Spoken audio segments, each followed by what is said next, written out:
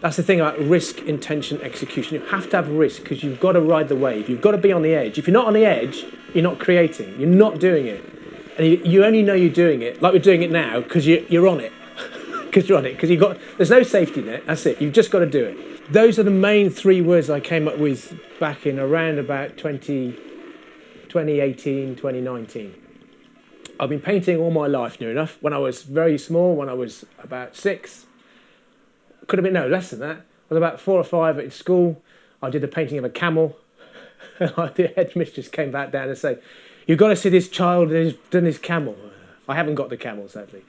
So I've been painting and creating stuff all my life. When you paint, any artist will put their life and soul into it. You know, there's a difference between artists and painters. There's always a big question, though. What's the big difference? Painters paint pictures and artists search for the truth. I think that was probably somebody else who said that. But creating stuff on the hoof in the moment is the most important thing for me now. So I painted for years, and I've been in design, and I've done stuff for the theatre. And you always look for a voice. So you can paint. I've painted dog portraits and stuff for scenery and graphic design. So I've been in commercial art as well, which it's okay, but it just, computers just bring you in. So I started back in 2011. I really needed to paint, and you don't know what to do because I can do all the things I'd done before, but you have that desire to create stuff. You're not too sure what it is. I was thinking the other night actually what it is, and it's this thing when you create. It's like you have access to the rest of the universe. It's a really, I know it's a pompous thing to say, because as soon as you open your mouth and you talk about art, you just sound pompous, you can't help it. But it's true, when you're creating something, you can feel the mechanisms of the whole thing working, because you are creating. So it's in your body, it's in your DNA or something, and you have to find a voice. If you're just painting things normally, you have to, I came to a point, I think I was doing so many dog portraits, and I got to the middle of one and thought, I can't do this anymore. Lovely, I enjoyed doing them, but it's just too much. You have to go off on your own. So 2011, I think, what do I do? I need to do something I can repeat and not sit there at my canvases doing this, which is okay, but you're the more stick going, fine, I'll just create.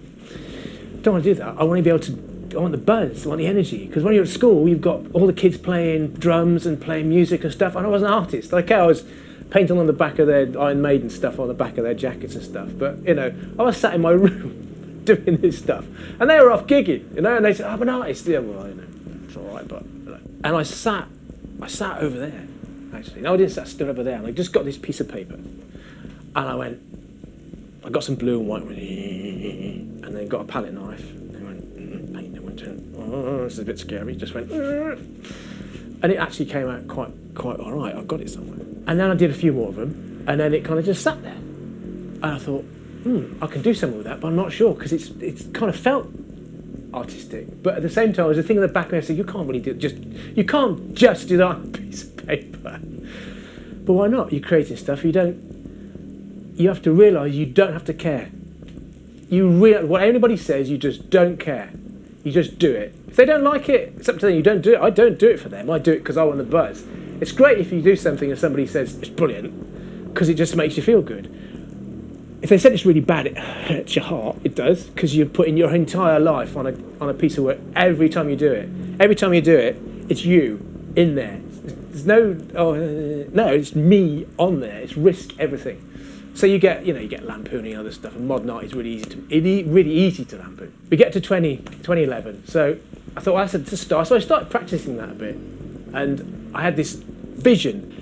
27th of the 3rd, 2015, at 2:36 a.m. in the morning. Just a few months before then, I'd got into electronic dance music, and I listened to Pete Tong and Beat Trace and do through Radio 1. I was still thinking about this conundrum about how to create and what to do. So, precisely that time, I knew it was in my head brewing, so I looked at my watch. They were mixing the stuff, and so I wanted to mix the same way they were mixing. So my massive vision was in front of a massive audience with some DJs or a band doing stuff, and there am I painting to the music or doing something, having that same kind of risk. Because until you get into the electronic dance music, you don't really realise what they're doing. And they are doing the same thing. They're riding the edge. And when it works, I listen to a lot of DJs, you can tell. When it works, you can't tell a difference between one song and the next. And they all just gel and it works. There's no jarring, it's just perfect. So then I bored everyone to death about that for quite a long time. But wasn't too sure what to do with it. I had this vision, but no idea what to do with it. I'm in touch with the BBC over in Worcester quite a bit. I have a friend there, had a friend, and I said, I'm doing this painting stuff, I'm not too sure what to do. I'm speed painting. She said, well, come in for an interview then. We'll do speed painting on the radio. And I'd done this for about probably 5 minutes previously. I'd done one to, I think, CT 2000 for a DJ and put it to music. So I was getting the idea of, videoing it and doing it to music and stuff.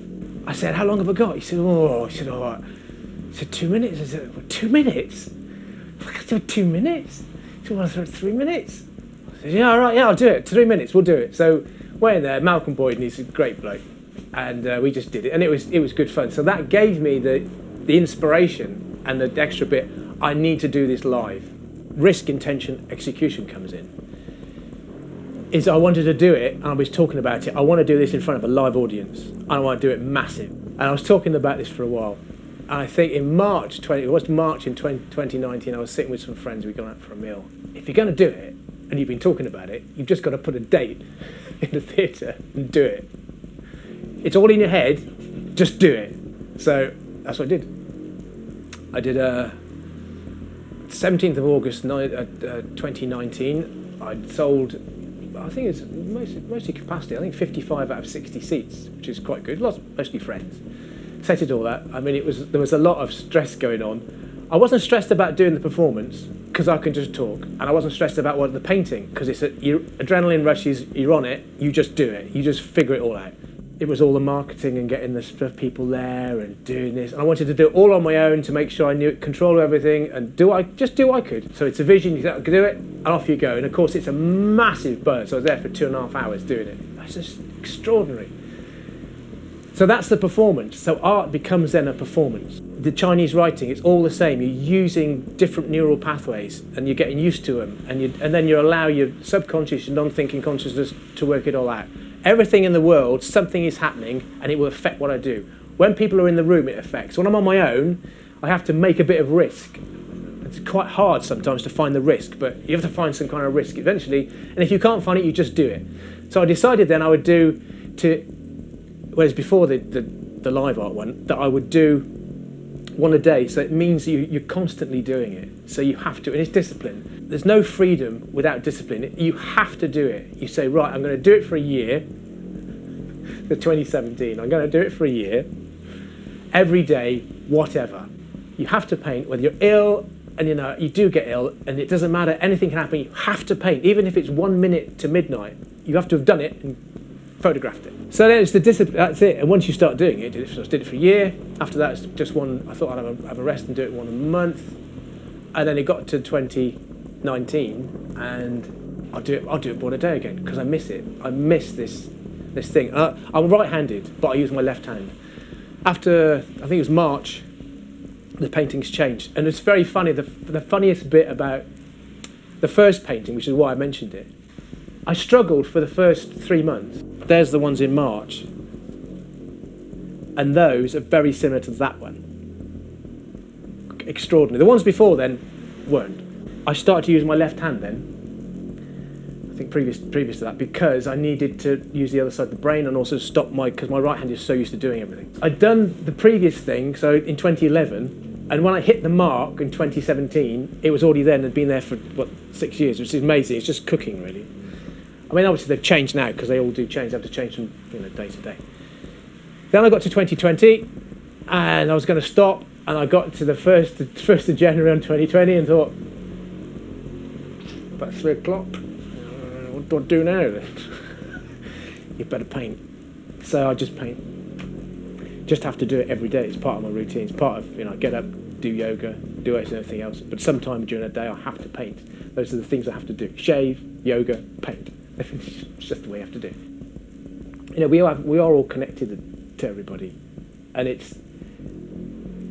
modern art is a really funny area.